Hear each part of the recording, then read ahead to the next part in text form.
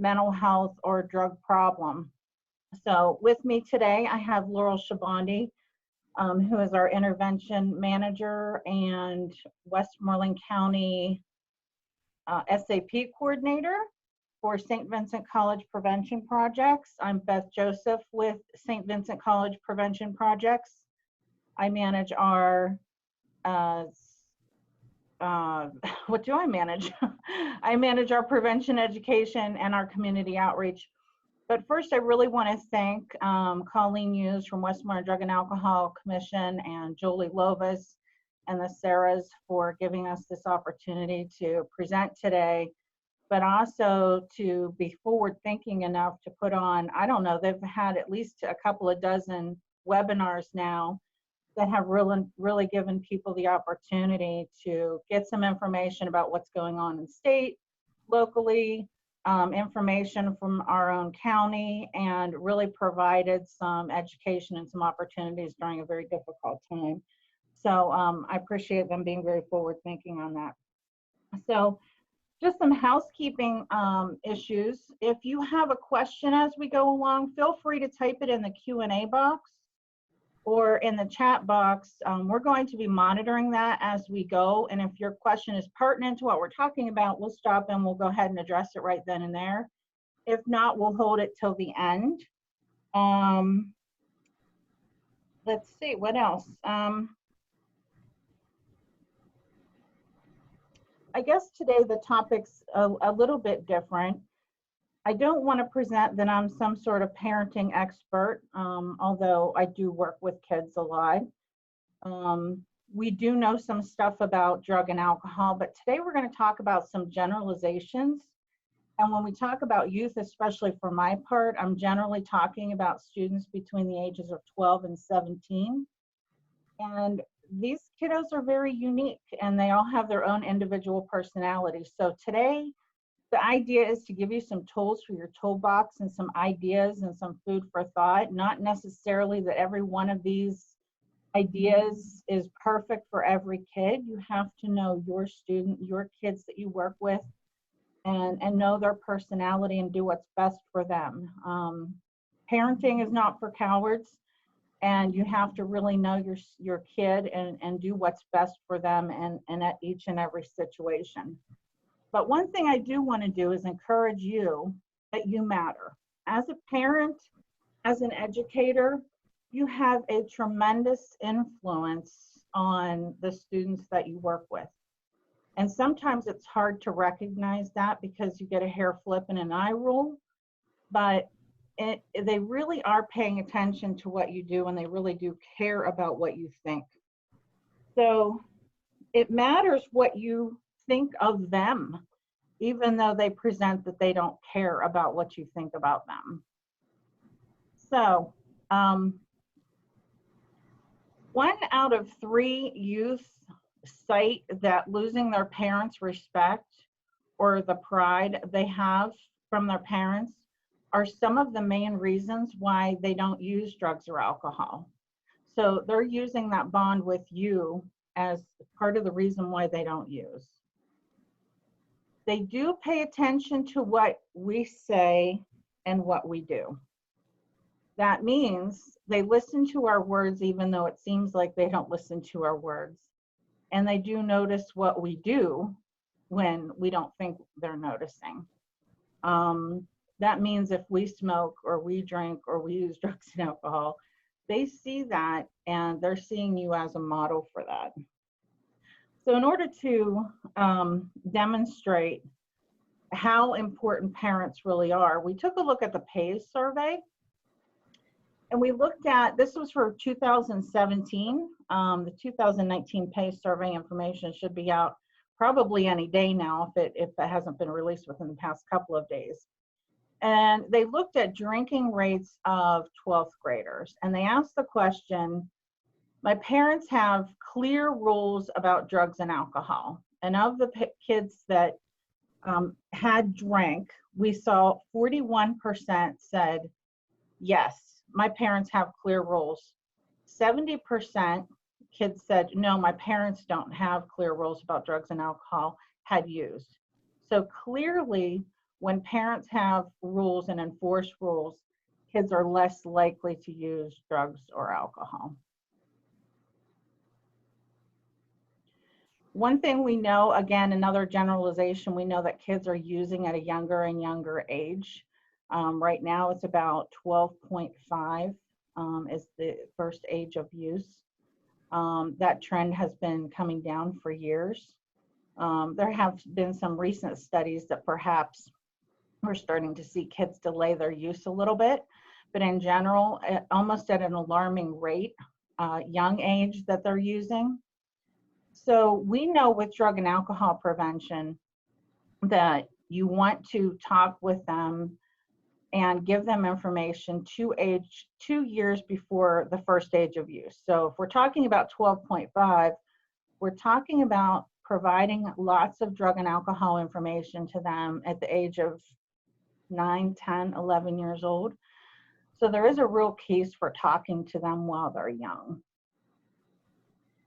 The other thing I think that parents forget or fail to remember is that at some point, your student will be exposed to illicit drug use.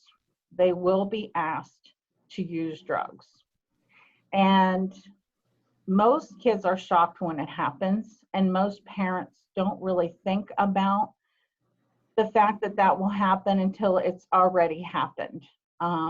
It's very difficult to look at your 10, 11, 12, 13-year-old and think, oh my goodness, somebody may offer them drugs, but it's likely that will happen. And we need to be realistic about the fact that they will experience that during their high school years. So what's the illicit drug of choice for our youth today? The answer is clearly marijuana. Gone are the days of pot, grass, the devil's lettuce. This is a different kind of marijuana than the marijuana you and I may remember. Marijuana back in the 1980s was between, the THC content was between 1 and 5%. And now we're seeing THC content upwards of 90-95%. So it's a very different drug, and when they talk about it, they're thinking that we're still talking about the old stuff, and we're not. We're talking about oils, concentrates. You may hear terms like butane hash oil, wax, honey, butter, pen, dab. Sometimes they'll still call it weed. One of the newer terms we're seeing is oil, or you may remember 420 as a slang term for weed. Now we're seeing 710, which is oil flipped upside down. They're smoking it in they're vaping it in their pens. And they won't even refer to it as a drug. They'll just say, you want to hit off my pen. And I know Julie likes to talk about marijuana. I don't like to talk about marijuana because it seems like it becomes a debate sometimes. And I'm not interested so much in the debate as I'm interested in the common ground that we can find. And you and I are working with young people. Well, most of you on here are probably working with young people. And when it comes to young people, we know marijuana has an impact on their growth and development. So here's the common ground for me. We do know that marijuana affects a growing body and a developing brain. It's widely known to affect parts of the brain that control memory, time perception, attention, cognitive development. These are all important skills that students are learning, especially in their formative years when we're talking about 12 to 17-year-olds. It delivers 4 times the amount of tar as in 1 cigarette. Now, of course, that's the traditional smoking of marijuana.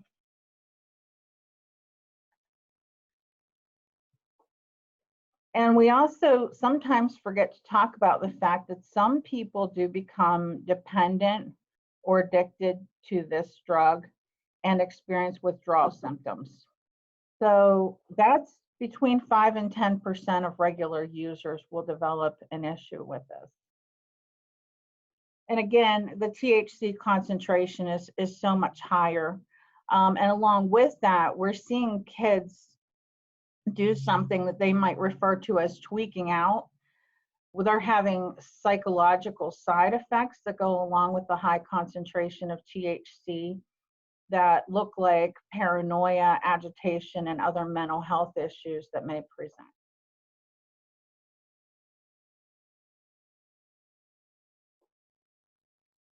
So, oftentimes when I get asked to talk with parents or educators, and they say, "Oh, we're going to talk about drugs. We're going to have a drug update." These are the drugs that everybody comes all excited to talk about. Oh, we're going to talk about, not that these drugs are exciting, but they're the drugs that we think about when we think about drugs. Heroin, MDMA, inhalants, steroids, tranquilizers, prescription drugs, cocaine. What's the newest stuff on the street? Fentanyl, carfentanil. But in reality, when we're talking about kids' use, we're actually talking about a different type of drug. We're talking about the drugs of use. Again, this information comes from the PACE survey. Alcohol. We have, now I looked at mostly 12th graders, so these are seniors in high school. So 36% of high school seniors reporting that they've used alcohol within the last 30 days.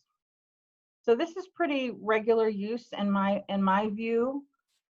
Recent use, vaping and nicotine, we're at 29% versus 13% of other forms of nicotine. Marijuana, 30-day use is at 22%. So in general, we're looking about 1/3 of a class of students in high school reporting that they've used marijuana.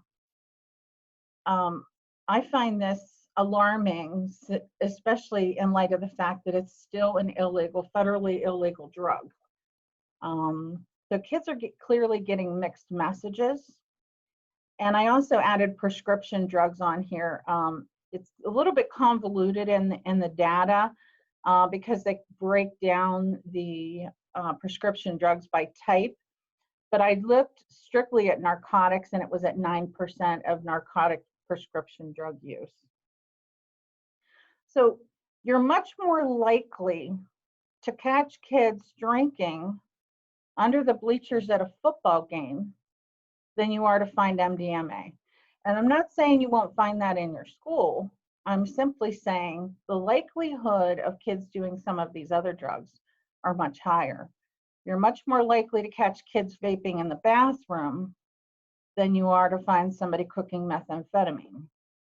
You're much more likely to see kids hitting a vape pen and of marijuana on the school bus than you are to find someone snorting cocaine. Or you're much more likely to find kids trading prescription drugs at the lunch table than you are, say, to see heroin in your school. Not saying those things can't happen, but in reality, these are the drugs that we really need to be paying attention to. And unfortunately, a lot of times, these are the drugs that we give a pass to. So many parents and educators think, oh, they're just trying alcohol once, or they just smoked a cigarette, or they just tried a vape, and don't make such a big deal about it.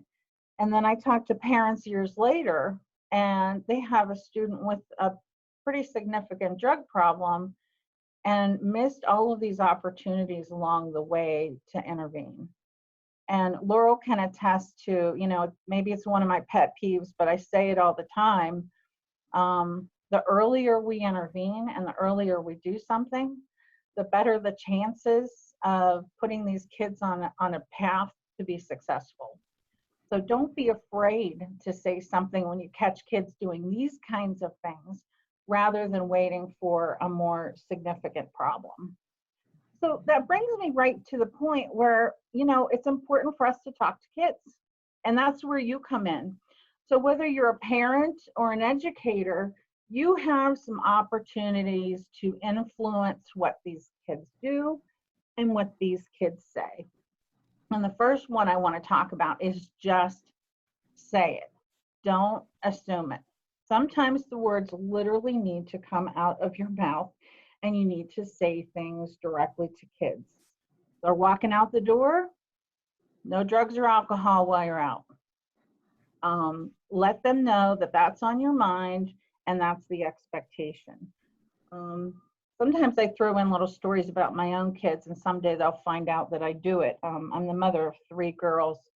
I won't tell you which one, but one of them, when they were a healthy young teenager, was caught trying to leave the house late at night and walk around town. And when she got caught, she said to me, "You never told me I couldn't do that." And I found it hysterical in the fact that I never thought I had to say that. But I think sometimes they literally need you to look them in the eye and lay out the rules for them. And if that means saying some ridiculous things sometimes, then you have to say those things. But you're not allowed to do this, and you're not allowed to do that, and you're not allowed to leave the house late at night after everybody's gone to sleep. But those are the rules in our house.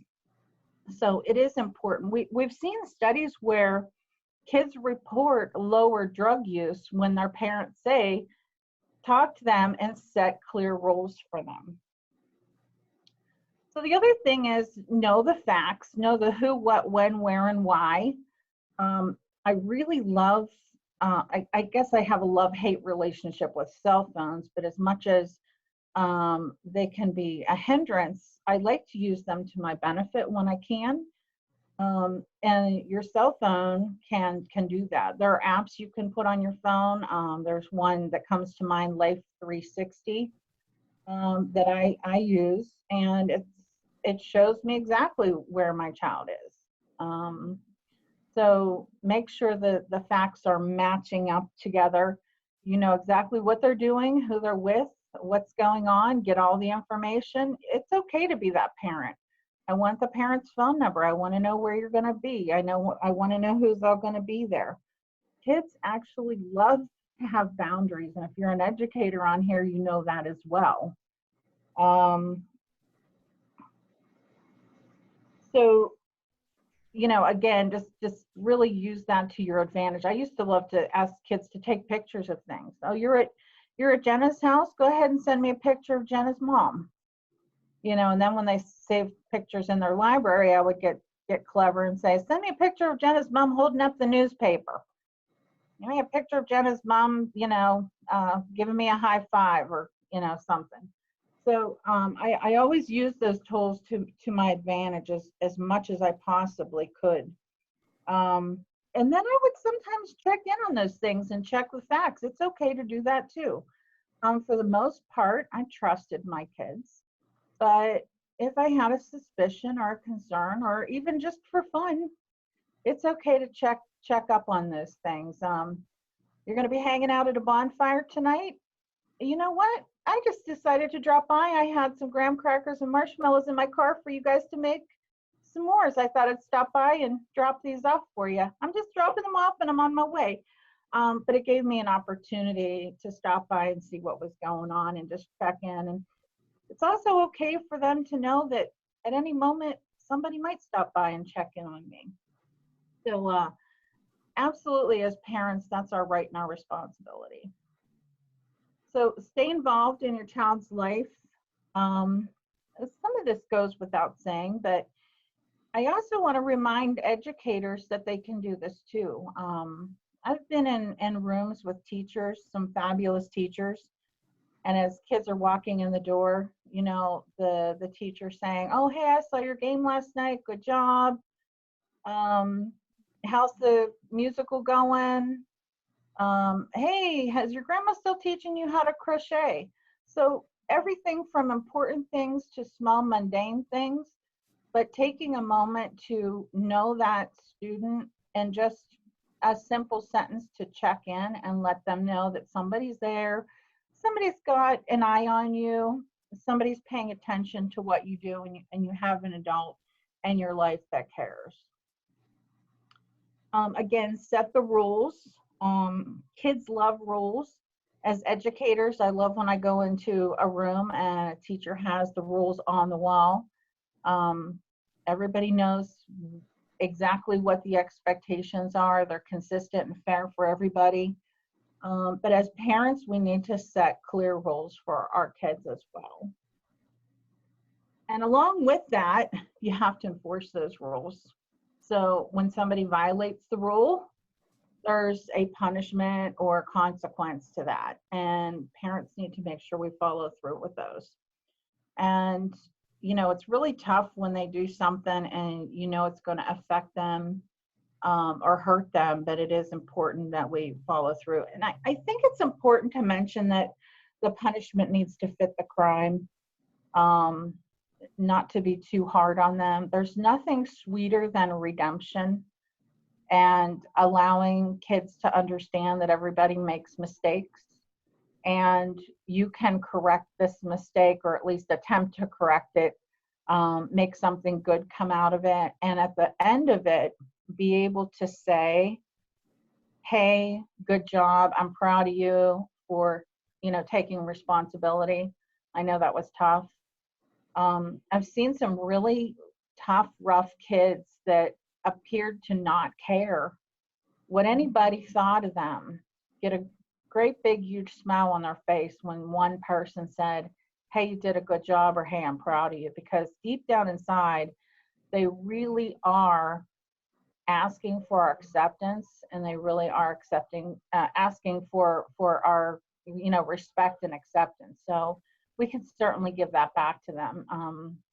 So many kids are afraid to tell the truth because they know that as adults, we have those rules, and oftentimes they're afraid of looking bad, so they'll lie. And I want to give them the opportunity to be able to talk to us. So as we're dealing with kids, we need to be able to allow them to talk to us as well. So I think the first important conversation to have with kids is to tell them that they should be expected to be asked to use drugs at some point of their life. And again, it's shocking for them the first time it happens. But if you've already had that conversation, they're somewhat prepared for it. If they're expecting it and they have a plan, they're much better off when that moment comes. This sets the stage for you to have those ongoing discussions with them, and for them also to be able to come back and talk to you when it does happen. And I have to tell you, as a mom, I had a couple of years that, I think I probably overreacted. I shouldn't say overreacted. I reacted the way I really wanted to react, but I think it was written all over my face, the concern sometimes. And I really had to practice poker face. I really had to practice straight face so that they could come home and tell me things. And when they thought I would be a reasonable person to talk to, they were more likely to share information with me. So if I already had this conversation that, hey, has anybody ever asked you to try drugs, or somebody will someday, that opened the door for them to come home and say, hey, you know what happened on the bus today? So it kind of laid the groundwork. So I think that's an important discussion to have. I also think it's important for you to give them if-then scenarios, kind of play it out. If this happens, what would you do? If someone asked you to cheat on a test, what would you do? How would you handle that? If someone asked you to drink alcohol, what would you do? How would you handle that? If you were at a sleepover and they were picking on somebody, what do you think you would do? Kind of play out some scenarios for them and allow them to have their own opinion and have them think it all through. Give them some advice on avoiding risky situations. This is one thing we know about kids. It's our frontal cortex, the frontal lobe of the brain is the last piece of the brain to develop, and that executive function and judgment is one of the last things to develop for young people. They literally don't sometimes have the ability to recognize a risky situation, but we can tell them what those risky situations are. So talking to them, if you're at a party and this happens, if you're hanging out with friends and this happens, literally give them scenarios that you don't want them in.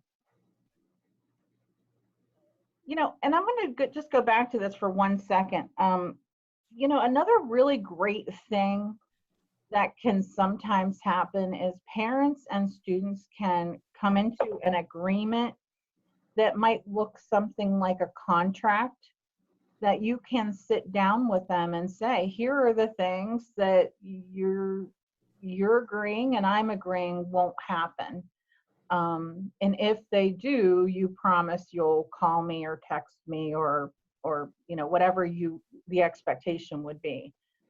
I really think it's a great short-term way of managing situations. We like to do this kind of stuff at prom and graduation time. I won't get into a car with somebody who's been drinking, but you can use many contracts many times throughout a child's life and as they grow. So again, age-appropriate information for young people. Notice pro-drug use messages and be able to use these as teaching tools. So some of you this morning were on a little early, the early birds. Maybe you caught some songs that we were playing. We were playing some songs by Kid Cudi and Travis Scott. I like to be updated on the new drug songs that are out there, but a lot of a lot of music that you listen to, even in your car, have pro-drug use messages. I've been in the car singing along with the tune and my kids are laughing. Oh, Mom, do you know what you're singing about? No. What's that song about again? But the kids know what these songs are about, and they're inundated with messages, social media messages, songs, television shows. These are opportunities for you to have those conversations again. Watching a show together, listening to a song together. Oh, what are they talking about? Oh, how do you know about that drug? And then ask a few questions and then keep your mouth shut and listen to what the answers are. Kids are surprisingly honest when some kids and sometimes are surprisingly honest when we ask them the questions. Again, practice your poker face, practice your non-judgmental face, but try and have those conversations with them and give them those opportunities. Be as transparent as possible. I know this is really hard. It's really hard with your own kids. It's amazing. I can have these great conversations with other teens, and I can, listen and be non-judgmental, and I can give great advice. And then when it's my kids saying it, my heart just starts pounding in my face, and they can read my face. And it's really difficult to do. But you have to be able to do that so that kids can feel good to come to you to talk to you. One thing I've noticed is teens have a great BS detector. If you're giving them, excuse my language, a load of crap, they immediately detect it. They don't validate anything you have to say, and they discount you. So you have to show them that you're honest and transparent and allow that trust relationship to develop. Ask open-ended questions. What do you think about this? What do you think about that? Ask what their opinion is. Allow for them to have the wrong opinion sometimes, especially in your presence. You're there, you're able to give them some guidance. Let them formulate their ideas on their own. One of my oldest daughter, she came to me and she had saved a little bit of money, She had maybe saved maybe $2,000, and she was a senior in high school, and she said she was going to buy her first car. And I said, okay, we can look at some, used cars and some things like that. And she said, no, no, no, my first car is going to be a Ferrari, and I'm going to go buy that at the car lot. And my initial reaction was to go, what, are you crazy? But instead, I decided to say, you know what, I think that's a great idea. Why don't you open up your computer and do a little research and find out.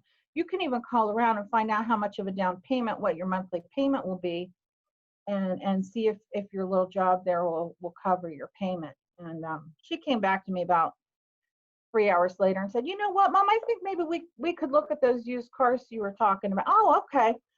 So, sometimes give them the opportunity to fail a little bit in a safe place to fail.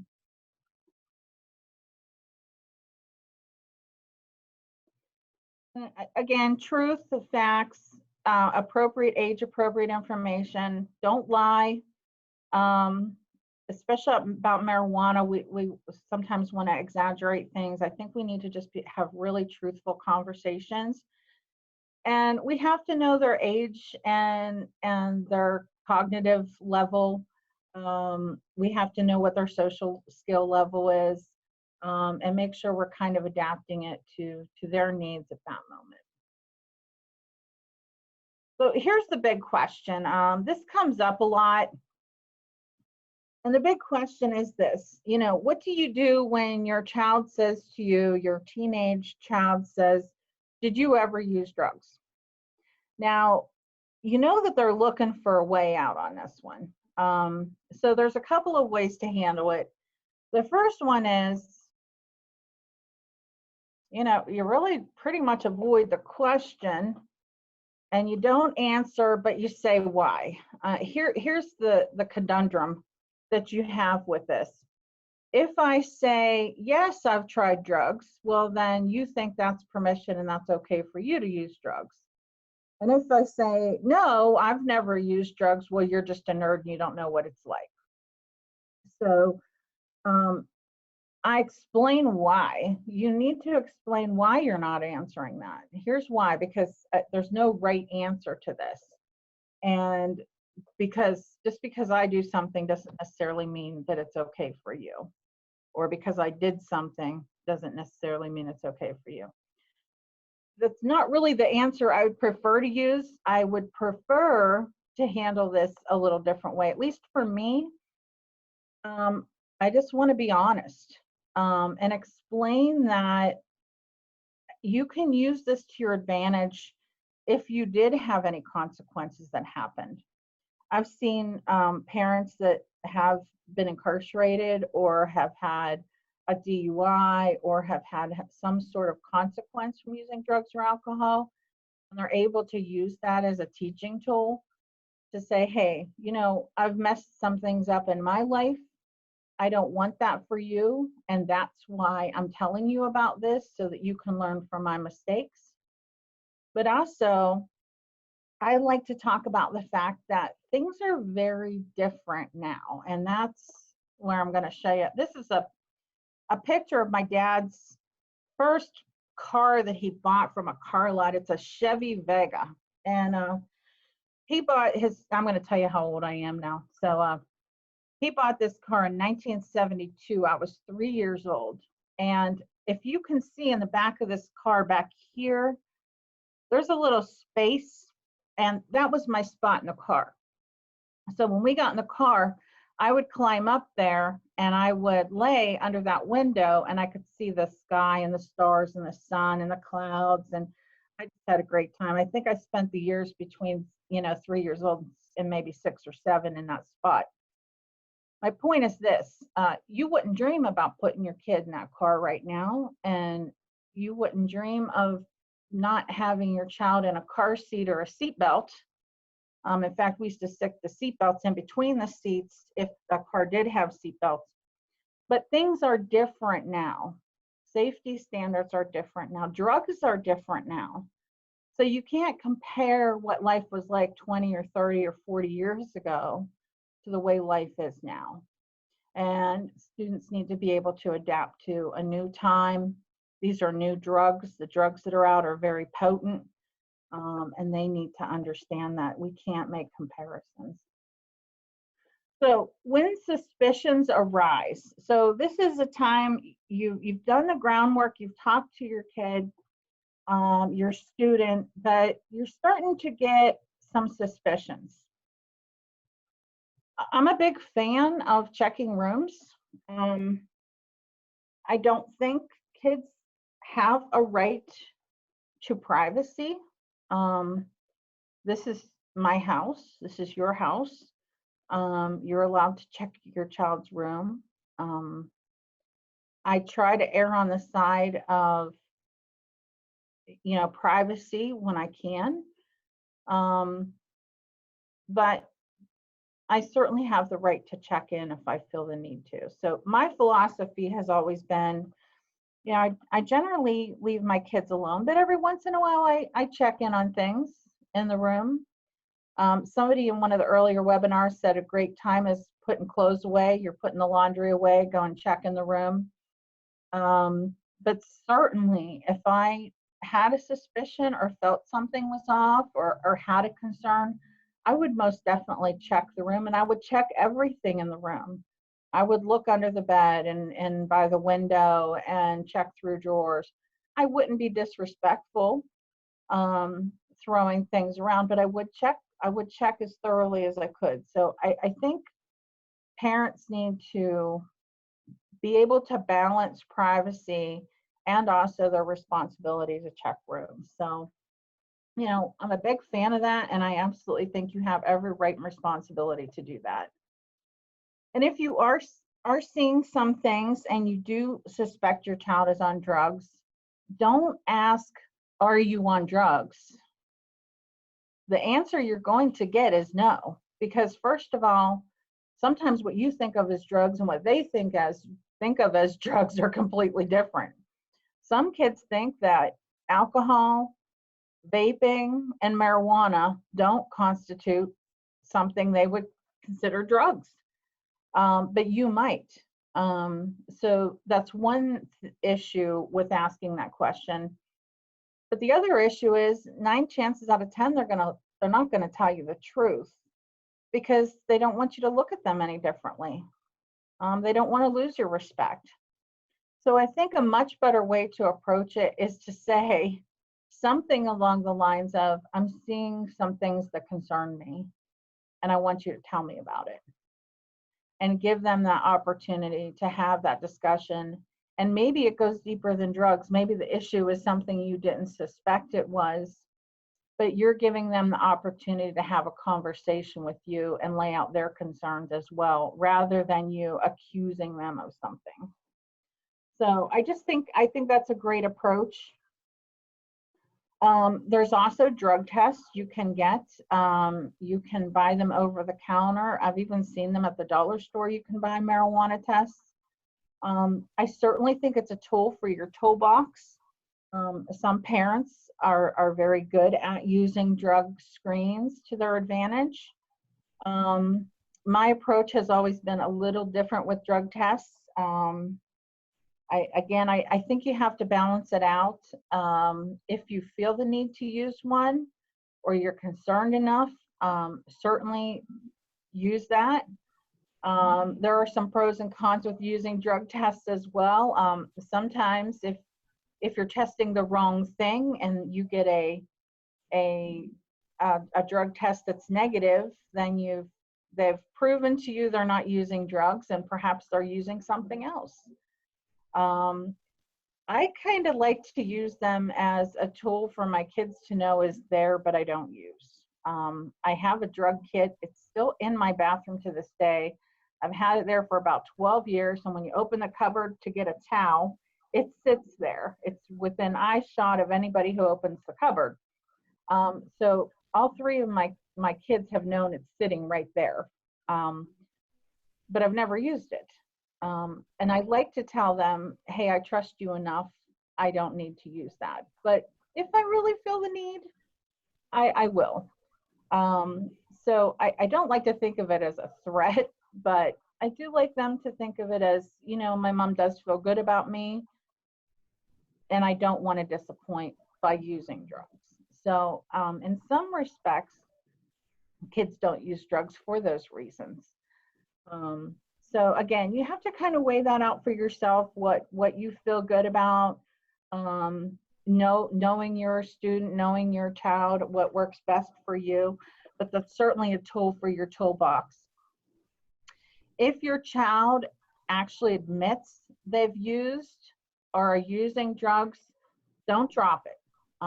Follow through with it. Keep in touch. You don't have to overreact, but say, hey, I'm going to do a little bit more follow up on this.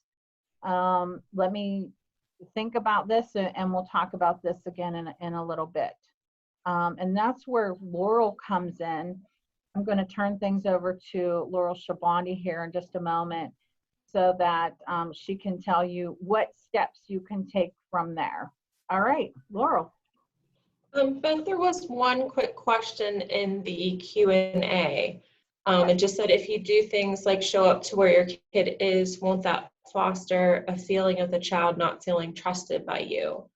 Same with tracking their phone. Yeah, again, you have to kind of weigh that out.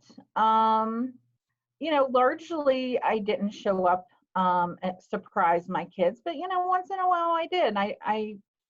You know, they knew they had that mom that could. But again, you know, you have to know your child. If you want to show them you trust them, and you do trust them, and you have no reason to be concerned, you know, let them go.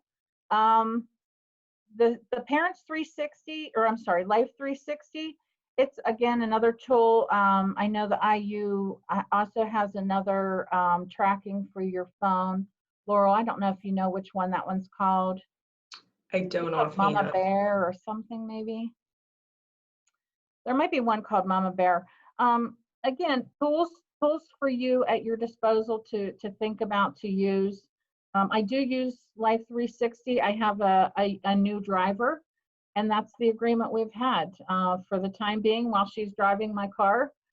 She keeps that on, so I don't have to pester her and bother her while she's driving. Did you get there? Did you get there? Where you at? Where you at? I'm a nervous mom while she's driving my car, so I like to do it. I can peek in on it if I need to and see where she's at. But again, you do what's best for you, knowing your child. All right, Laurel. Okay, so I'm going to see if this polls option works. So hopefully there will be a question popping up on your screen. It simply asks, are you familiar with SAP, and yes or no? So if you have the ability to answer that, I would really appreciate it. So there's, oh wow, like the numbers are growing amazingly high for yes, so that's amazing. Good, good. Okay.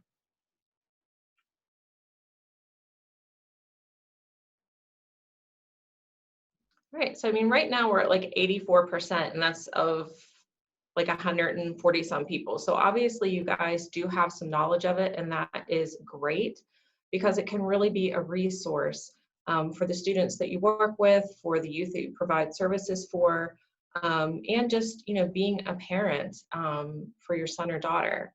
So I'm going to go ahead and end that poll because there's like 84% yes and 16% no.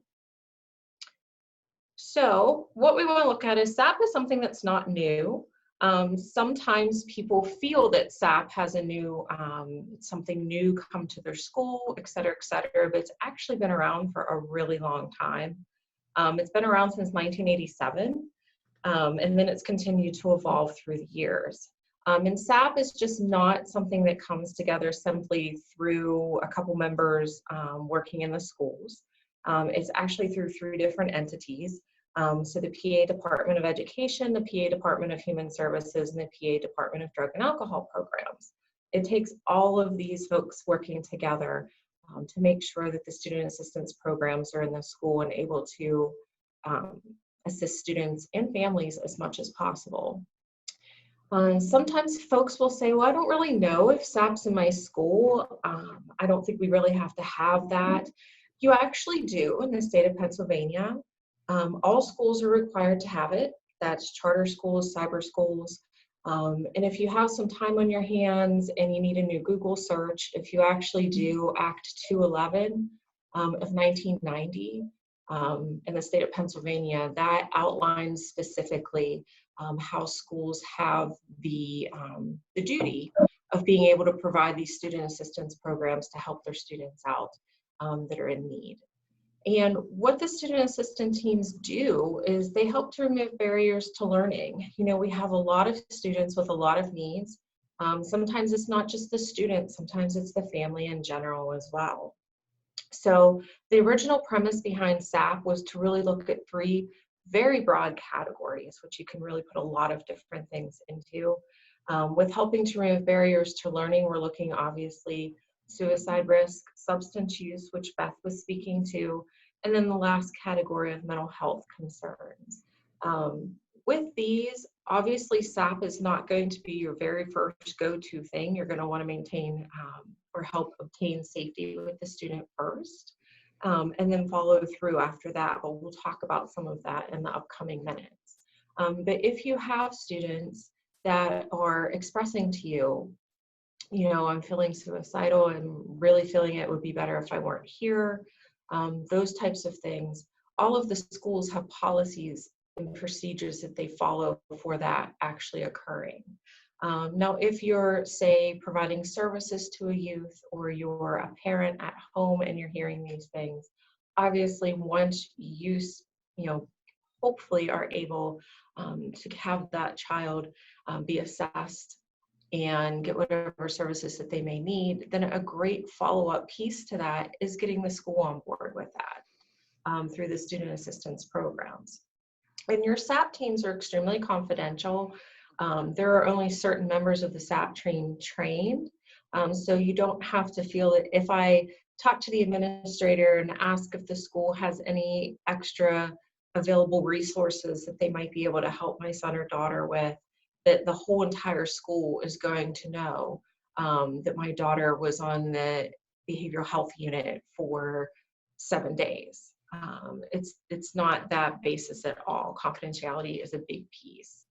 With the substance use part that Beth was speaking to, you do have obviously initially, you know, whether you choose to try and have your son or daughter, or you're a school entity or an agency entity, you're, you know, contacting the parent to see if there's something that, you know, they can maybe assist with, or you're talking to the student themselves and being like, you know, is there something that, you know, would you be willing to look at trying to get treatment? Do you think you have a problem? And having those difficult conversations, there's actually a follow-up piece of that that's part of the SAP process. Each county varies significantly in regards to the connection between student assistance program and what they do with students that are, let's keep it simple, maybe experiencing use at school. So with that, for Westmoreland County, what we have is, it's called our fast track. The schools all have a consent for screening and assessment through our local SPHS, which is the Drug and Alcohol Case Management Unit for us here in Westmoreland County. And with that, anything that happens on school grounds, you need to have parent permission for. So you're still wanting to get contact with that parent so that permission for that screening and assessment can occur on school grounds. And then as a follow through to that, a SAP referral can be made. We have some students that are part of SAP already. Maybe it's for a different reason. Maybe they were struggling with some angry outbursts, for instance. And then as further things kind of develop through monitoring that student, you find out that their angry outbursts are connected to substance use. So that's something where you can go ahead and do that referral after obtaining the parent permission and take and speak with SPHS. And then there's also WICSE, which is Westmoreland Case Management and supports through Westmoreland County that provides liaison services. Sometimes they are also part of the SAP team, but they are also sometimes connected in asking those difficult questions as part of their assessment process that uncovers some substance use. So there's varying degrees of how you can go about utilizing that SAP team within your schools to help you with a very difficult subject. And I'll come back to that here in a little bit. With mental health and behavioral concerns, you can pretty much put anything under this category. Students that struggle with social skills or isolation, feeling anxious all the time, or maybe they already have a diagnosis of anxiety, grief, loss of pets, loss of parents, friends moving, things like that. Anything can go under there. But what we're really looking for, is things that are typically a change in behavior. And these things, it takes a lot, and it takes a pretty good depth of knowledge to figure out what's going on with a student. So that's why our SAP teams themselves are trained from a lot of different disciplines. So with who's part of your SAP team, you're looking at school teachers, you're looking at guidance counselors, nurses, administrators, support staff. I have some schools where the administrative assistant actually sits on the SAP team. It's at a middle school level. She's the first one that sees the students when they come in the door. So she has a lot of information to share with that. I have some career technology centers where they have their classroom aides. They participate in the SAP team because, once again, they have a different depth of knowledge. Your SAP here in Westmoreland County, our SAP liaison agencies play a very active role with our SAP teams. They are part of pretty much every SAP team that occurs.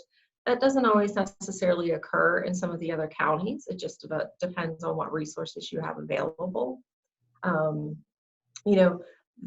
The liaison role is looking at, you're connecting the resources that are outside of the school a lot of times, whether that be for the students, or sometimes that's also for students and families. But the liaison has that connection with everything that's not inside the school. And that can be, we have a lot of SAP teams that function really well, but their schools, just for whatever reasons, don't have a lot of interventions in the actual school to help these students. So pretty much if a student's referred to SAP, then they're most likely going to have that involvement with a liaison in order to link them to services. Everyone that's part of the SAP team, it's not just pop into a couple meetings and pick it up and go from there. They do go through a very extensive 3-day training. There's several providers across the state of Pennsylvania that do the SAP training. St. Vincent is one of them. We do typically do most of the trainings for our local folks here in Westmoreland and surrounding counties. The important thing to remember is any one of you can make a referral to SAP.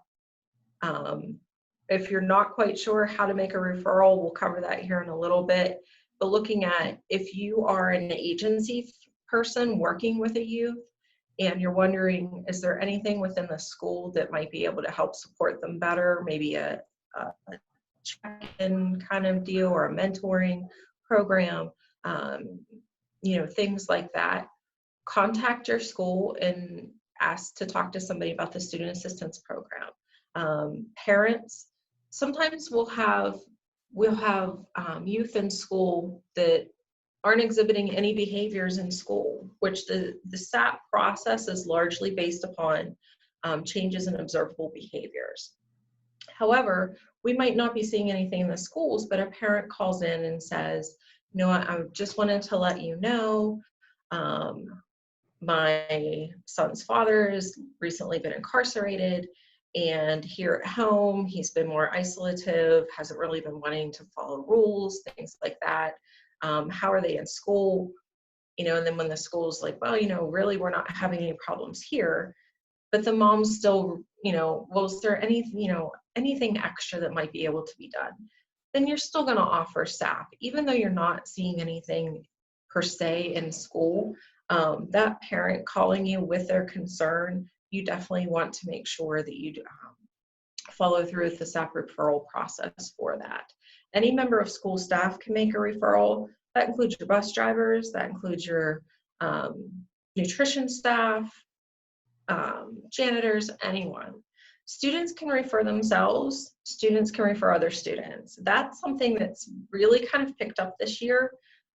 Students definitely are more apt to say something. I think the safe to say has actually increased that. But you have a lot of peers concerned about their friends, and they're going and they're talking to school personnel about that. So Laurel. that's just, yes. Laurel, we have a question that might pertain to what you're talking about. Okay. What about not needing parent consent for mental health after 14? Did they change that? Can a child agree to treatment and seek treatment without parent permission? Good question. In regards to whenever services occur at school, you still need to have parent permission. Because you would be removing the child from the instructional day in order to go do something. So we're going to talk here briefly in regards to SAP permission. School law trumps mental health law in this case. We talk about it all the time in SAP. We're looking at, a parent would be very upset if they think that they're sending their student, their son or daughter to school. And maybe something happens and they have to go pick up their son or daughter, and then they get there and like, oh, you know what? They're actually seeing the school-based counselor right now. Let me go find that. And then the parent's like, I have no idea what you're talking about. So you do have to have parent permission, which sometimes can get very difficult, especially if you have a family that's not intact. So if you have a parent, if you have an intact family, you only need one parent to sign for SAP. If you do not have an intact family, then that can sometimes be the struggle, because it is best practice to have both parents. We always let the schools know, consult with your solicitor. They're the ones that make those final decisions on what they would accept in, say, an extenuating circumstance. So I know that sometimes can be frustrating with the parent consent, but you do have to have that to move through any of this. So sometimes people will make a referral to SAP and then they don't hear anything after that. That could very well mean that the parent did not consent. So without parental consent, SAP cannot move forward. That doesn't mean that the school might not try to figure out a different way to help that student, but it wouldn't be able to go through the actual SAP process. Because they'll consent to SAP, and then depending on what the recommendation is of the team, then if they have a liaison assessment, which is like the clinical piece for any type of treatment recommendations, things like that, then that involves actually an additional consent as well. So some of the referral examples, these are very broad. These are the most common ones that we have involved with SAP. Pretty common, nothing completely you'd be like, oh, I don't understand why that would be a SAP referral. SAP is very, very helpful, I think from what I've seen. For those kids that are really struggling with social skills, it's excellent. Struggling with anxiety. The truancy, it's trying to figure out, okay, so the student's not coming to school. Is there a way that SAP can help determine those underlying factors as to why the student's not coming to school? Because there's a difference between not coming to school because I don't like to come to school, just in general, versus I don't come to school because I don't feel safe there.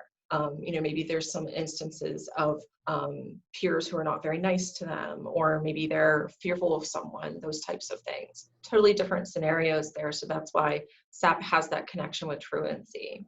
And this list can go on and on.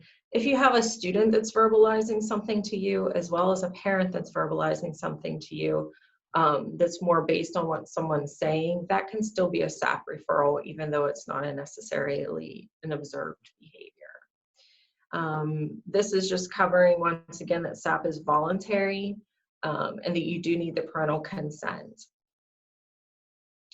The SAP process, I'm not going to spend a whole lot on this, but just so you know, whenever a referral is made to SAP, then it is a process. It's something that doesn't happen in like 2 or 3 days. The student's linked up to this, that, and the other. Initially, the referral is made, which is what actually triggers the SAP team, who meets on a regular basis at the school. Some schools meet every week, some schools meet every other week.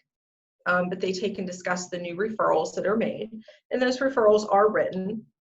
So at some point in time, if you guys are making referrals and someone asks you to either A, complete a form online, or B, complete a paper referral form, that's what triggers SAP for them to actually officially start. So it's looking at what information is coming through on the referral, and then part of that information gathering part of the referral is also the school staff is sending out behavioral checklists to everyone involved with that student during the day, just to gather more information, because maybe it's a behavior or a concern that's limited to just one educator, and they're fine with everyone else. Or maybe it's across the board. It's just that information gathering piece that's so very important, so that the SAP team can take and make a very informed decision on the best way to proceed forward, which leads into that team planning part, looking at what available services, who's available for, say, mentoring, who's available for, say, check-in, looking at that intervention and recommendation piece for, is this stuff that are there things in school during the student's day that we can recommend that they participate in? And then looking at the role of your liaison, whether your liaison is attending every single meeting, or whether they're only there, depending on your county, whenever you need them, so to speak. The role of your liaison in making decisions in regards to, okay, so this is really beyond, what we can manage here in school. This is looking at something, needs to be an assessment or a screening that occurs. And then support and follow up. Because once you have a student involved in SAP, and once you have your interventions in place, you don't want to just forget about that student. You don't want to forget about that family. You do want to take and check in with them, see how they're doing. And the student should always know that they're part of SAP. I get that question a lot. Well, how's the student going to know that they're part of SAP? You should be telling them, because you're trying to help them. The whole point of SAP is to remove those barriers of learning, and the premise of it is looking at how Tier 1, Tier 2, and Tier 3 interventions can help. So your Tier 1 interventions, those are ones that are available to the entire school. You don't have to meet any quote-unquote certain criteria or certain characteristics of something. These can be any after-school activities. They can be any type of clubs, all of those things. It's just universal. So if someone is new to your school, maybe you got a staff referral because you've realized, someone has realized that they're isolating a lot. It might be because they don't know anybody. They don't have any activities, any way to connect with people. So finding some commonalities and seeing how what you guys already have in place, just universally. Tier 2 and Tier 3 is really where SAP has more a prominent role in regards to your Tier 2s. These are, if your school is able to develop a large menu, for lack of a better word, of interventions that students would be able, that you guys can use with the students, that can have a profound effect on how helpful SAP can be.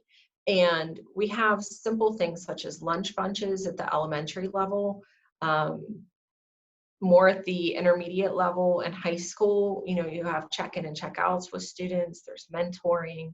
We have a lot of guidance counselors in schools now that are doing specific focus groups with students. Some of our schools also do intervention groups. St. Vincent's one of the providers for those for Westmoreland County. Other counties you could take and explore if that's an option for you guys. But these are students where they need some extra support. They need someone touching base with them, Sometimes it's just as much of a literally a, hey, how are you doing? Or a, how is your day went? Those types of things, or maybe some goal setting, just to let that student know that you care, that someone's there to help them. With the lunch bunches and with the guidance counselor groups, those are typically students that have similar needs at the time that are grouped together, and looking at how specific focus things can help. So maybe they're doing a group on social skills, or maybe they're doing a group on anger management skills, those types of things. With your intervention services, the Westmoreland County Drug and Alcohol Commission actually funds us to do our intervention groups. We do Project Success in our Westmoreland County schools, and that's we have group curriculum with the overall goal of encouraging students to make better choices. You know, they're identified as being high risk for using substances and making other decisions that aren't in their best interest. So we have groups that we help them, you know, identify negative things that are going on in their life, negative choices that they've made, and how we can turn those around. And obviously the substance use education piece there as well. And then we also check in with them individually. It is not therapy by any means. It's more of an education and mentoring program. Tier 3 is where we get into more of the therapy-based things. If you guys are doing, if the SAP team is trying to provide services and develop interventions and the student just doesn't seem to be improving, or maybe there's also other knowledge involved into things that are going on at home, those types of things, then tier 3 is where a lot of our students wind up at, and that's where the role of the liaison is really important. If the liaison is involved, the liaison agency has their own, you know, policies and procedures that they follow, their own separate consents that they need in order for that screening or assessment, depending on what county that you are within. But what that does is it has a clinical piece that recommends what type of perhaps treatment might be appropriate. We do have school-based counseling in most of our schools. So looking at that is actually an outpatient treatment provider just conveniently located within the school. So looking at, there are some things that are not appropriate to be looked at in a school setting. So if you have a student that has went through a lot of trauma, having them look at that in a school setting is not going to be beneficial. The treatment provider is going to know that, of course, but sometimes parents prefer school-based because it's very convenient. Maybe they have some barriers of transportation, those types of things. However, the effectiveness of that is significantly decreased whenever they're doing that in a school-based setting. They also have that role of other in-home services that can be provided, because for Westmoreland County, we have an assessment model. So that means the parents, you know, the student itself, themselves, so looking at what else could be offered. So family-based could be an issue, could be an option. Looking at mental health counseling, looking at substance abuse counseling, etc. Those services, once again, are accessed by your liaison. As much as it is tempting to do, sometimes we all come from backgrounds where we feel we can make a very good, educated guess on what type of treatment services a student may need, but please leave that to your liaison. That's a large part of their job. That's what they're trained in. You have to have some trust in that they know what the best recommendation is.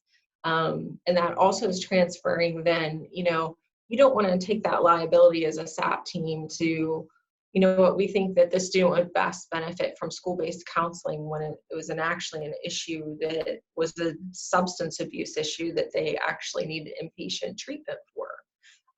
So just thinking about that liability aspect too. And then as we're wrapping up here, just looking at these are the latest stats for 18-19. We've had over 90,000 students referred, which on one hand it's like, oh my gosh, that's wonderful. And on the other hand, it's like, oh wow, there's that many students that need our help. We've done fairly well at getting parental consent, which is great. You can see there when a majority of our referrals occur. Typically, our educators are our most common referral sources, and we typically have behavioral concerns as our most common referral reason. SAP is not going to diagnose a student. That is left up to treatment providers. That's left up to psychiatrists, psychologists, etc. It's not meant to address crisis situations. It's a great follow-up from a crisis situation.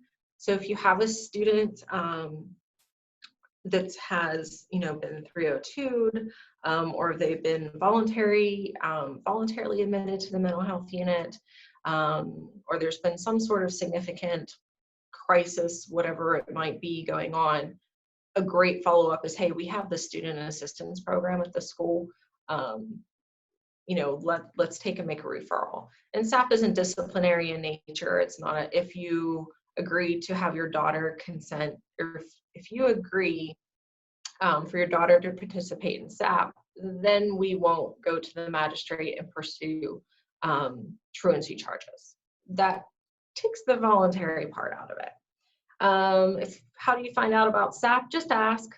If you're working in a school and you're unfamiliar, talk to your administrator or your guidance department. They will definitely be able to tell you how the SAP team functions, who's on it, how to make a referral. If you're a parent, contact the school. Some schools have portions of their websites dedicated to SAP, which is wonderful. I know now with schools using different social media platforms, they've actually been putting more things on those platforms as well about SAP. And then if you're working with a youth, just contacting the school and discussing what your concern is, and they will guide you in regards to how to make a referral from there. The final thing that I wanted to leave you with before I see if there's any questions or any thing is the PNSAS website, Pennsylvania Network for Student Assistance Services.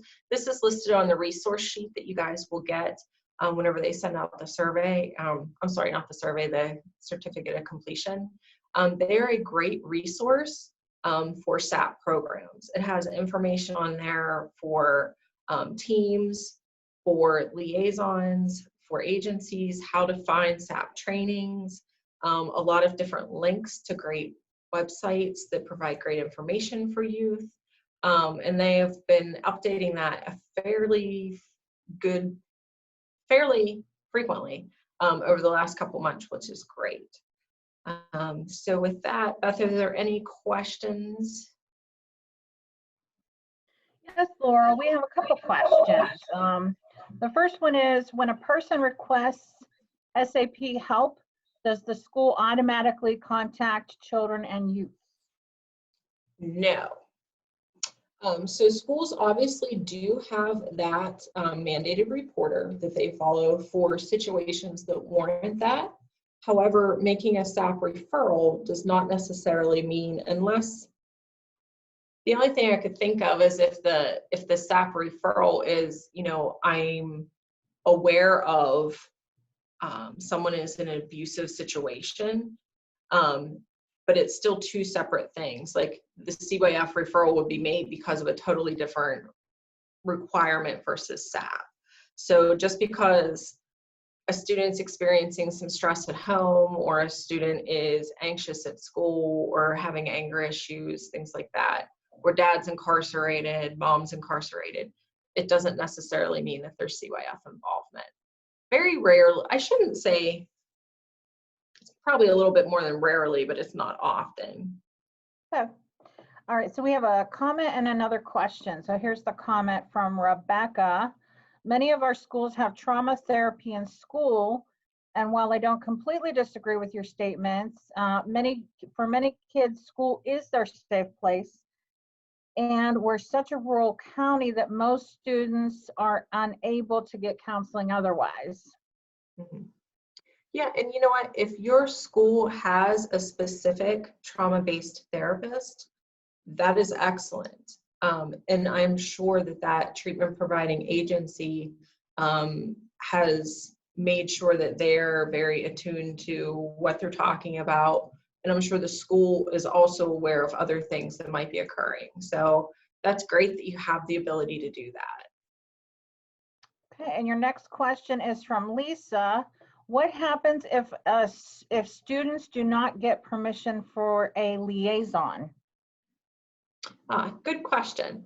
So if the team has recommended that they go forward with a liaison screening and assessment, and the parent is not consenting for that, then unfortunately that is no longer an intervention for that team. We see that a lot, definitely here in Westmoreland County. Our liaisons really try to get that parent permission, but it doesn't always occur. So then the team does have to go back and reevaluate and see if there's anything else that can be done within the school. You know, maybe it's, instead of having one person checking in with them, it's 3 people checking in with them because of the significance of the need. But sometimes you wind up having to be extremely creative. The next question is, could a youth commission member be trained to serve as part of the school SAP team support team? That is a really good question. We do have ad hoc members of our SAP team, so to speak. It would depend on what the youth commission's role would be within that particular school. Like, say for instance, you have one district that the youth commission is extremely involved in X, Y, and Z, and the school feels that having a person from the commission on their SAP team would be beneficial. It would be more of, they would be SAP trained. However, they wouldn't necessarily sit in on every single SAP meeting for every single SAP student. It would only be to share information on the students that they particularly have connection with. Okay. We have some more questions, Laurel. If a student is in foster care, who gives permission, the foster parents or the biological parent? To the best of my knowledge, the foster parent does. Okay. What about when a student requests SAP services, but the parent won't agree? That's a difficult one. That's a really difficult one. The parent still has to agree, unfortunately. So at that point in time, you have a student where you know is really reaching out for help. So trying to get really creative with trying to get that parent on board or parents on board. And if not, the school usually gets creative in other ways that they can support that student. But the actual official SAP process would not be able to continue.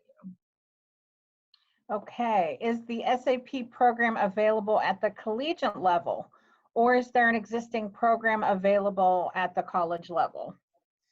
There are. I don't know a whole lot about them, but I could, if the person that's asking that question could put their contact info in the chat box with collegiate inquiry, I can find out more specific information about that.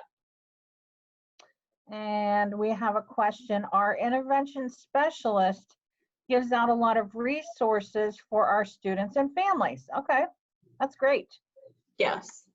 And I also have another question. Sometimes we can get permission for our intervention specialist and not for SAP.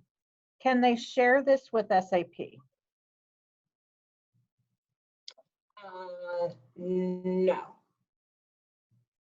Well, I guess I would need to know just a tad bit more. Like, for instance, we do have students that will see our intervention specialists. Sometimes the parents view that as a less invasive, more private kind of service to have.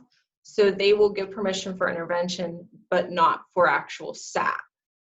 So if there is not a SAP permission, then the intervention specialist would not be able to share with SAP that they aren't that they're seeing them, because there's no connection there. Now, if a student is SAP'd and they see the intervention specialist, then the intervention specialist can update the SAP team of, yes, I'm seeing Joe once a week, or 2 times a month, whatever that might be. Okay, next question. Are students present during SAP team meetings? No, they're not. If the SAP team suggests school-based counseling to the family, but the family refuses, can the student over age 14 pursue school-based counseling on their own outside of SAP? Outside of SAP and outside of the school, yes, they would be able to do that. It just would not be able to occur on school grounds. And we have, maybe this is an explanation. It is our clear understanding that whoever has legal custody, either the legal guardian, bio parent, or county OCY caseworker, must give permission for SAP, not the foster care parent.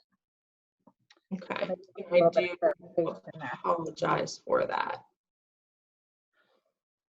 So yeah, it gets tricky when kids, are transitional a little bit. Do we have any other questions? Well, if I don't see anything else, I'm going to say thank you very much, Laurel and Julie and WEDAC, and we're looking forward to some more webinars. And with that, we'll say adios, everyone. Have a great day. Yeah, thank you for attending. Thank you, guys. Thanks, Beth. Thanks, Laurel. Thank you.